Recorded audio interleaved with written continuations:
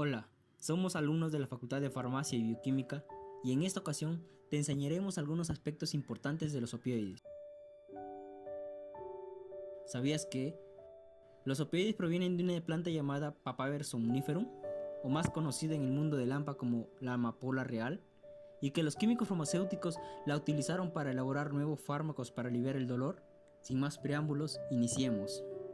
Dentro de los opioides más conocidos tenemos el tramadol, el cual es un analgésico que alivia el dolor actuando sobre las células nerviosas específicas de la médula espinal y del cerebro. También tenemos la morfina, el cual es un potente agente depresor del sistema nervioso, formando parte del grupo de las sustancias psicolécticas. Sus efectos se asocian a la disminución de la actividad cerebral y provocan un poderoso efecto relajante, analgésico y narcótico. También tenemos uno que es conocido, el fentanilo, el cual es un opioide analgésico sintético potente que es similar a la morfina, pero es 50 a 100 veces más potente. Es típicamente usado para tratar a pacientes con dolor severo o para manejar el dolor después de la cirugía. También es a veces usado para tratar a pacientes con dolor crónico, quienes son físicamente tolerantes a otros opioides. Dentro de ellas tenemos a la sobredosificación clínica, que esta puede ser por errores en prescripción, administración o dosificación de medicamentos. También tenemos al consumo con otras drogas como medicamentos para dormir o alcohol. Exposición adicional muy importante en niños y ancianos. Sobredosificación accidental en adictos. Consumo de manera diferente a lo normal, como fumado o inhalado por la nariz. Y por último, el consumo excesivo intencionada. Signos y síntomas.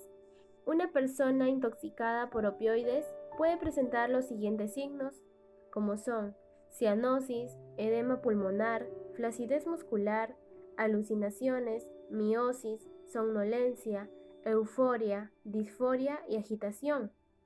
Síntomas como la depresión respiratoria, náuseas, vómitos, disminución de la presión arterial, estreñimiento e hipotermia. El mecanismo de acción se da mediante la estimulación de un receptor opioide, lo cual produce una inhibición de la actividad adenilatociclasa, disminuyendo el contenido intracelular de AMP cíclico. También permite la apertura de canales de potasio e inhibe la apertura de canales de calcio, que son los responsables de la transmisión del estímulo de dolor hacia el sistema nervioso central, de tal manera que ya no entra calcio y disminuye la excitabilidad neuronal. Dentro del cuadro clínico, la intoxicación por opioides se presenta clínicamente con la siguiente triada: depresión respiratoria, depresión del sistema nervioso central y miosis. Depresión respiratoria se debe a la inhibición del centro respiratorio en el tallo cerebral, tanto a nivel póntico como vulvar, la cual son centros importantes en la regulación de la frecuencia respiratoria. Es importante aclarar que la insuficiencia respiratoria es la consecuencia más grave por sobredosis de opiáceos. Los opioides reducen la ventilación por la disminución de la sensibilidad de los quimiorreceptores en los centros medulares respiratorios para aumentar la presión de dióxido de carbono y permiten la respuesta ventilatoria a la hipoxia. La hipoxia y la hipercapnia no dejan prácticamente ningún estímulo para respirar y se produce la apnea. Incluso, pequeñas dosis de morfina causan depresión respiratoria por efectos directos en los centros respiratorios del tronco cerebral. El máximo efecto depresor respiratorio se observa generalmente dentro de los 7 minutos de la administración intravenosa de morfina y pueden tener un retraso de hasta 30 minutos si el medicamento se administra por vía intramuscular. Depresión del sistema nervioso central. El nivel de conciencia oscila entre euforia y disforia, somnolencia y coma profundo. En un principio es común la excitabilidad neuronal, la cual abarca tinnitus, agitación e inquietud, y posteriormente se presenta la fase de depresión del estado de conciencia. De esta manera, una dosis de 5 a 10 miligramos de morfina produce analgesia general, sin alterar el humor o el estado mental en un paciente. A veces, en lugar de disforia, se puede manifestar euforia, dando lugar a una ansiedad leve o una reacción de miedo. Las náuseas son frecuentes, mientras que los vómitos se observan ocasionalmente. La morfina y la mayoría de sus congéneres causan constricción pupilar. Este efecto es predominantemente central y se acentúa a raíz de una sobredosis, con la administración terapéutica de opiáceos. En caso de sobredosis aguda, las crisis convulsivas tienen más probabilidades de ser causadas por la hipoxia.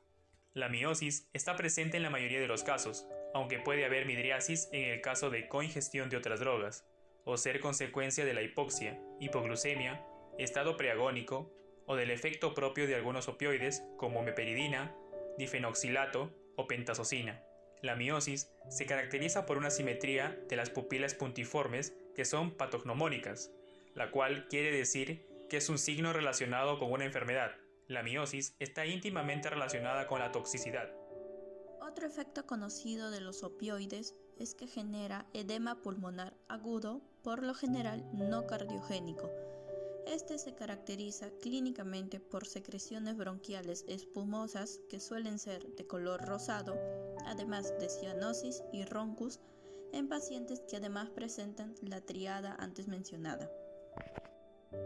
Dentro de los efectos gastrointestinales tenemos que opiáceos como la morfina suelen generar náuseas, vómitos y estreñimiento.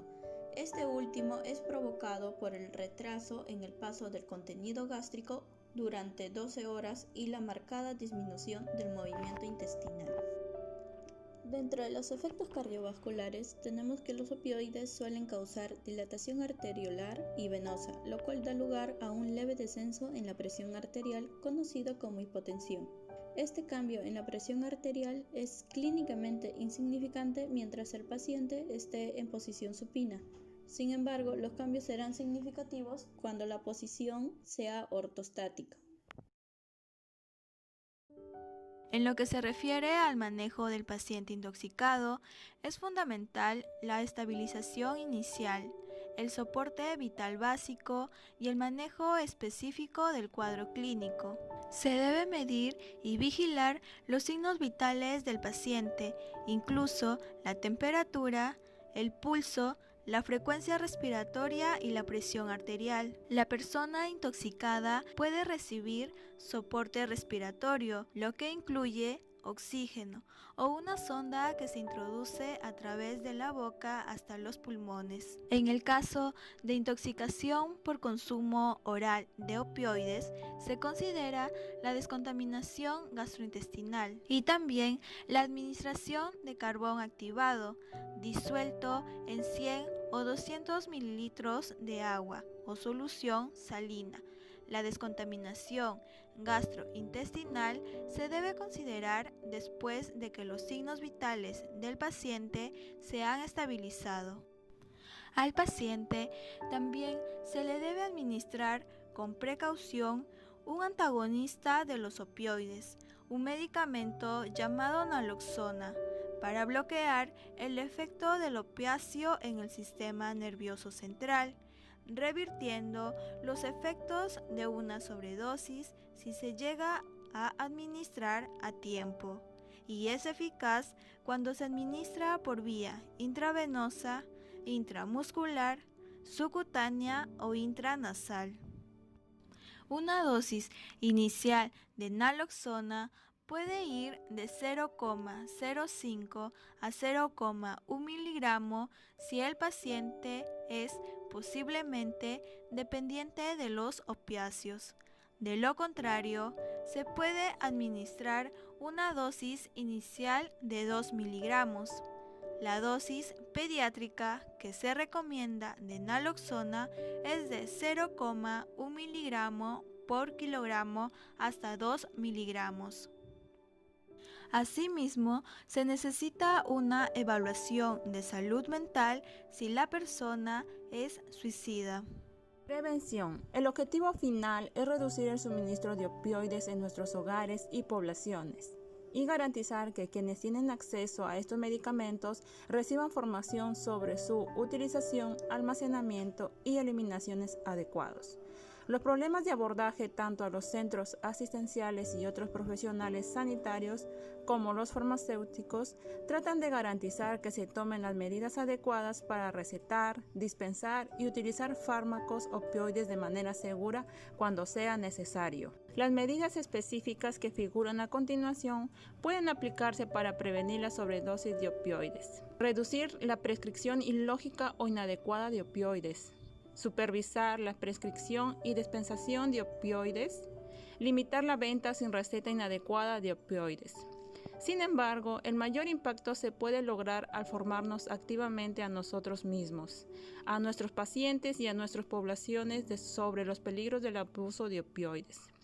Las drogas te alejan de lo grande que puedes llegar a ser y del gran camino que te queda por recorrer.